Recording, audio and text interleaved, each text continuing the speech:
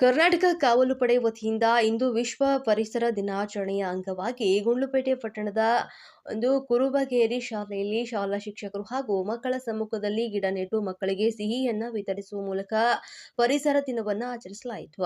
ಈ ಸಂದರ್ಭದಲ್ಲಿ ಕಾವಲು ಪಡೆಯ ತಾಲೂಕು ಅಧ್ಯಕ್ಷರಾದಂತಹ ಅಬ್ದುಲ್ ಮಾಲಿಕ್ ಮಾತನಾಡಿ, ಪ್ರತಿಯೊಬ್ಬ ಪೋಷಕರು ತಮ್ಮ ಮನೆಯ ಮುಂಭಾಗ ಒಂದು ಗಿಡವನ್ನ ನೆಟ್ಟು ಪೋಷಿಸಿ ಬೆಳೆಸಿದ್ರೆ ಮುಂದಿನ ಪೀಳಿಗೆಗೆ ಪರಿಸರದಿಂದ ಶುದ್ಧ ಗಾಳಿ ಸೇವಿಸಿ ಆರೋಗ್ಯ ಕಾಪಾಡಲು ಸಹಕಾರಿಯಾಗುತ್ತದೆ ಅಂತ ತಿಳಿಸಿದರು.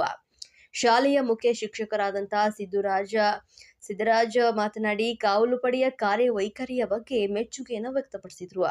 ಇದೇ ವೇಳೆ ಕನ್ನಡ ಪರ ಹಿರಿಯ ಹೋರಾಟಗಾರರಾದಂತಹ ಬ್ರಹ್ಮಾನಂದ ಮಾತನಾಡಿ, ಮಕ್ಕಳಿಗೆ ಪರಿಸರದ ಬಗ್ಗೆ ತಿಳಿಸಿದರು. ಕಾರ್ಯಕ್ರಮದ ನಿರೂಪಣೆಯನ್ನ ತಾಲೂಕು ಕಾರ್ಯಾಧ್ಯಕ್ಷ ಎಸ್ ಮುಬಾರಕ್ ನೆರವೇರಿಸಿಕೊಟ್ಟರು. ತಾಲೂಕು ಗೌರವ ಅಧ್ಯಕ್ಷರಾದಂತಹ ರಾಮೇಗೌಡ, ತಾಲೂಕು ಸಂಚಾಲಕರಾದಂತಹ ಕುಂಜುಟಿ, ಟೌನ್ ಉಪಾಧ್ಯಕ್ಷರಾದಂತಹ ಸಾದಿಕ್ ಪಾಷಾ, ಟೌನ್ ಸಂಚಾಲಕರಾದಂತಹ ಮಿಮಿಕ್ರಿ ರಾಜು ಹಾಗೂ ಜಹೀರ್ ಹುಸೇನ್ ಸೇರಿದಂತೆ ಶಿಕ್ಷಕ ವೃಂದದವರಾದಂತಹ ನಾಗೇಂದ್ರ, ಅಂಗನವಾಡಿ ಶಿಕ್ಷಕಿಯರು ಹಾಜರಿದ್ದರು.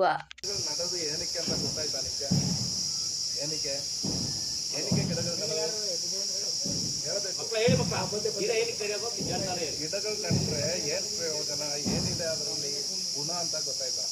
ಹಣ್ಣು ಸಿಗುತ್ತೆ, ಕಾಯಿ ಸಿಗುತ್ತೆ ಅಲ್ವಾ? ಅದರಿಂದ ದೊಡ್ಡದಾಗಿ ಆಕ್ಸಿಜನ್ ಸಿಗುತ್ತೆ.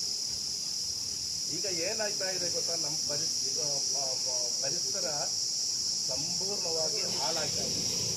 ಗಾಡಿಗಳಿಂದ ಹೊಗೆ ಬಂದು ಬೇರೆ ಥರ ಪ್ಲಾಸ್ಟಿಕ್ ಮಾಲಿನ್ಯಗಳು ಅದು ಇದೆಲ್ಲ ಆಗಿ ಗಿಡಗಳು ಎಲ್ಲನೂ ಹಾಳಾಗ್ತಾ ಇದೆ.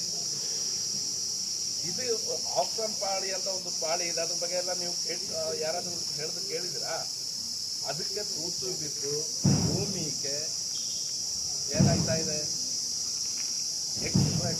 ರಶ್ಮಿಗಳು ಬರ್ತಾ ಇದೆ. ಅದು ಬಂದಾಗ ಮನುಷ್ಯರು ಅದು ಸಂಪೂರ್ಣವಾಗಿ ಭೂಮಿಗೆ ಬಂದ್ಬಿಟ್ರೆ ಮನುಷ್ಯರೇ ಇಲ್ಲ, ಭೂಮಿನೇ ಇಲ್ಲ.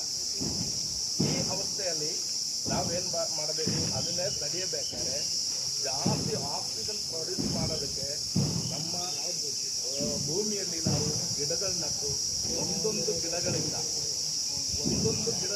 ಆಕ್ಸಿಜನ್ ಪ್ರೊಡ್ಯೂಸ್ ಮಾಡ್ತೀವಿ.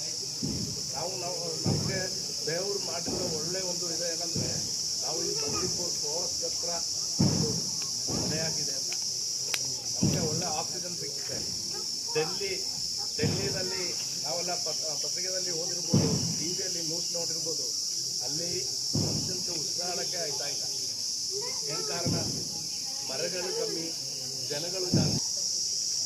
ನಾಳೆ ಈ ಪ್ರಪಂಚ ಇಲ್ಲ ಅಂತ ಗಡ್ಡ ಬಂದರೂ ಕೂಡ ನಿಮ್ಮ ಕೈಯಲ್ಲಿ ಒಂದು ಬೀಜ ಇದ್ರೆ ಅದು ಭೂಮಿಗೆ ಹಾಕಿ ಅಂತ